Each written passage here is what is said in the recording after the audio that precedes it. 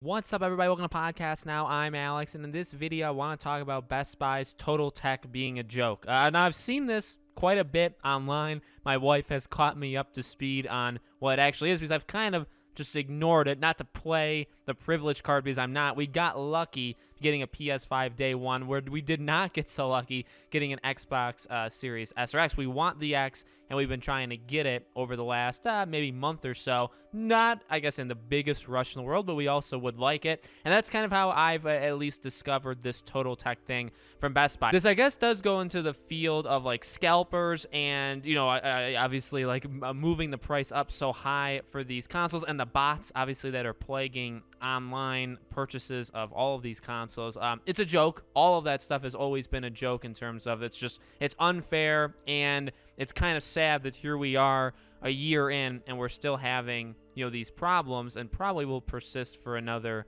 maybe 6 months, maybe another year or so, even after this. But this Best Buy thing specifically, so it's $200 and it's behind that paywall in order to even pre-order, even, you know, add to the cart to get, you know, one of these consoles on bestbuy.com.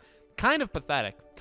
I mean, you have things like Costco, right? You gotta, when you walk in there, you gotta show your card. You know, GameStop has like the Power Rewards points, which is pretty easy to get overall. Very, very cheap. You can transfer point. I mean, if you like trade it in games, you could probably use that money to get, you know, the reward. So, you know, very easy to bypass, and like Costco and stuff, right? Well, here's the thing. Obviously, this Total Tech thing is behind the idea that you're not just doing it. You're not just doing it, guys, right, for the PS5 and Series S and X, right? You're doing it because you want the Geek Squad unlimited support. That's clearly the reason that you're buying their $200 membership. Not really.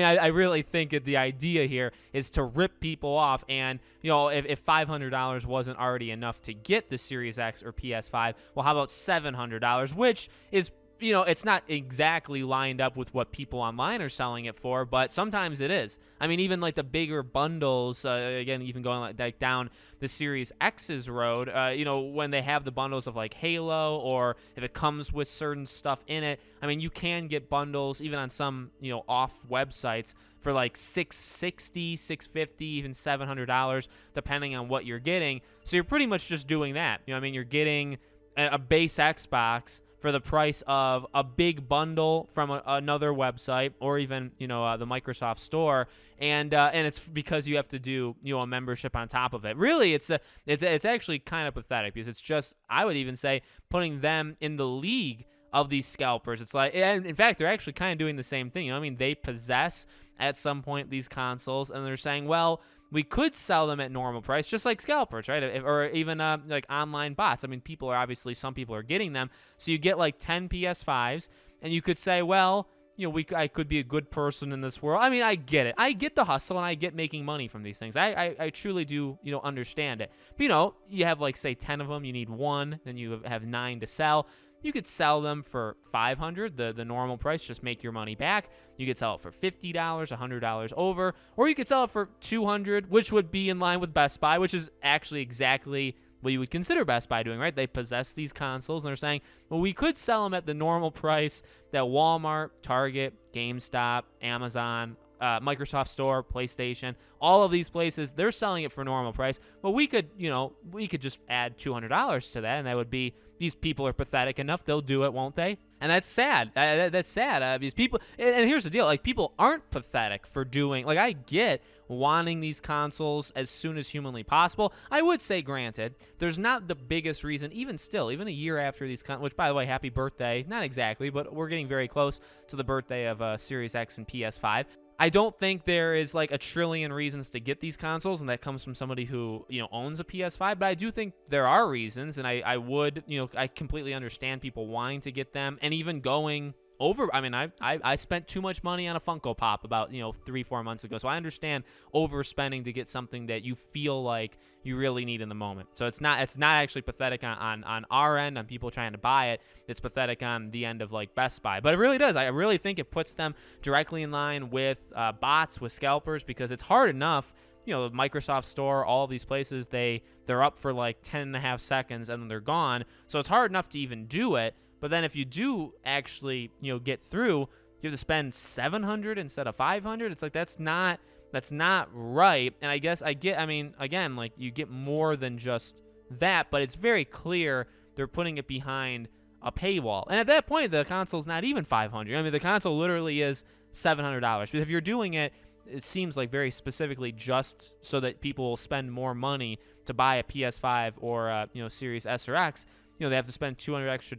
I mean, how's that any different than what anybody else is doing, right? So that's a big issue. It's annoying, and it really, at least for us, what I've noticed, with my wife or with me and even other people, it kind of like takes Best Buy off the list. You know what I mean? When you're checking all these sites and all that stuff, it's like, yeah, I like for us, our personal, lives, like we want one, but like I don't think you just cross it off the list of places that are selling them. It's like, yeah, you may get lucky and get through. You may be able to add it to the cart and buy it, but then you have to pay $200 more. Why don't I just go on eBay or Amazon? I mean, it's probably more on there, but you know what I mean? Like, why not just try getting it for $700 somewhere else, taking that risk there versus Best Buy? Why not just then try Walmart? Just like, put every computer, every phone in the house, try to get that Walmart one or the Target one or, whatever. I mean, at that point, Best Buy just becomes sad, pathetic, losers, and just something that's not worth really paying attention to. I've never, actually, to my knowledge of my own life, I don't think I've ever bought a console from Best Buy. I've only ever bought, I think, TVs from them. So, I don't really use them all that often. I don't really plan on it in the future either. So let me know what you guys think in the comments below. You guys trying to get, PlayStation or Xbox for Black Friday or Thanksgiving? Let me know your personal experiences in the comments. As always, make sure you guys are subscribed to the channel. Hit the bell icon so you guys know when all these videos go up. If you guys want to follow me on Twitter, subscribe to our second channel, or support us on Patreon or YouTube memberships. Links for all of them are in the description below. Thank you guys for watching. Good luck on the search of your own if you're on a search, and I hope to see you all on the next video.